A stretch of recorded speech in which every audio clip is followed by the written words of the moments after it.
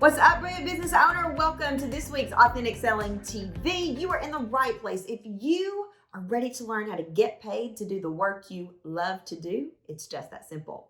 So today is my 18th wedding anniversary. And you know, when you get married, at least for me, I had no clue what was in store. I mean, literally no clue, right? Like there should be a warning label on, are you sure you want to get married? I'm just kidding. About 10 years ago, I burst into our bedroom. I had been rocking Hallianna to sleep, and I knew it was just like this intuition, this like a ton of bricks had been dropped on my head. I knew I was meant to do something different than sell drugs. I was a pharmaceutical sales rep, so I sold the legal kind of drugs. And I burst into our bedroom and I said to my husband in my super dramatic, super Southern accent, I am living a lie and I am going to fix it. And I'm going to go on a mission to figure out exactly what I am meant to do in this world, which eventually led me here through a lot of wrong turns, a lot of right turns, a lot of mistakes, ups and downs. It eventually led me here to create Authentic Selling, to teach business owners how to get paid to do the work they love to do. However, when I quit my very successful pharmaceutical sales career, I felt like my entire family thought I had lost my ever-loving mind. Maybe you can relate. You know, I was embarrassed. I was worried. I was embarrassed because I kept spending money and I kept investing, and things were, you know, not great in my house. Blake wanted to be on board. He wanted to be supportive, and he was, but the money got low. It got real low. It got uncomfortably low. And then it's really hard to be on board. As a matter of fact, Blake's number one value in life is financial security. And here I am, my number one value in life outside of family is believe, follow your dreams. And so I'm spending money like I can make it on a tree. And it was incredibly, incredibly hard. I don't pretend to have all the answers for that. Everybody has to navigate their own situation, however they navigate it. But here's what I know to be true. If you are meant, and I do believe that some people are meant to do certain things. If you are meant to do this, you will know it in your mind, body, and soul. Even if your family and your spouse isn't on board. It will be something that you just have to do. And so this is me saying, keep going. Don't turn your back on your passion. Don't turn your back on something that you know you're meant to do. Here's how we came to an agreement in my house. And this took a lot of back and forth and a lot of arguments and a lot of spending money. Blake's number one value is financial security. As I said, mine isn't. And so I started interviewing for jobs. I knew that I could go back to pharmaceutical sales. I knew that I could make money. And so I started interviewing for jobs a year after I quit. And I got a job offer. That job offer didn't start, long story short, they had a hiring freeze, and so it didn't start for 3 months, and my business took off after that. I had my first $10,000 month.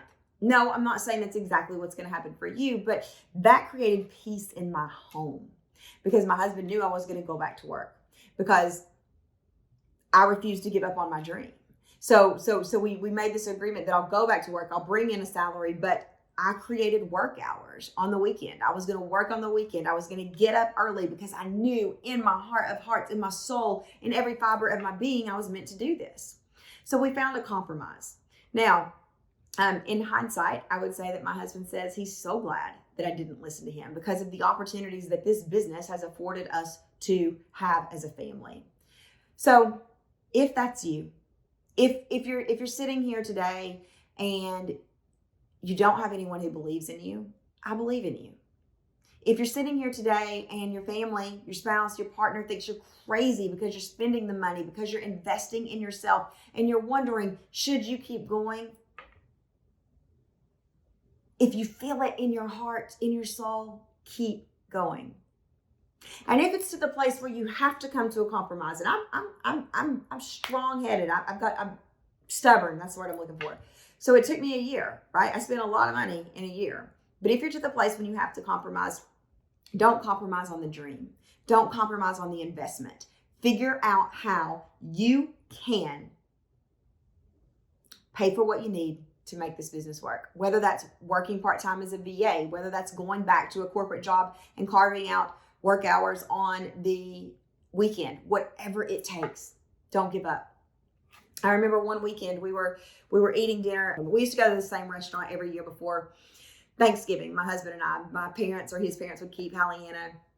And I was low. I was very low. I had just interviewed for jobs. I was going to go back to work. I was going to have to do all this work on the weekend. Like, I didn't want to do it, but I was willing to do it for my dream. And I remember Blake said, I cried at the table. And Blake said, you know what? And this is not my husband. My husband is analytical, numbers, all the things. He said, you know what, Kendrick, I really do believe it's darkest right before the light comes.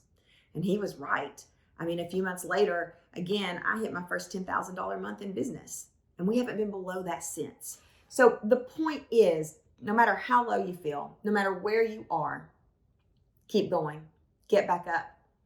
We listen to music all the time in this house, and we watch the behind the stories and behind the scenes and their stories, and all of them tell stories, or a lot, not all of them, but most of them tell stories about, living in less than ideal conditions when they were trying to make it. Traveling in their van, not showering, not having money to eat. But they kept going because they knew in their heart of hearts, in their soul, in every part of their body, they needed to. They had to do this. It wasn't a choice. Don't give your choice away. Find a way. I believe in you.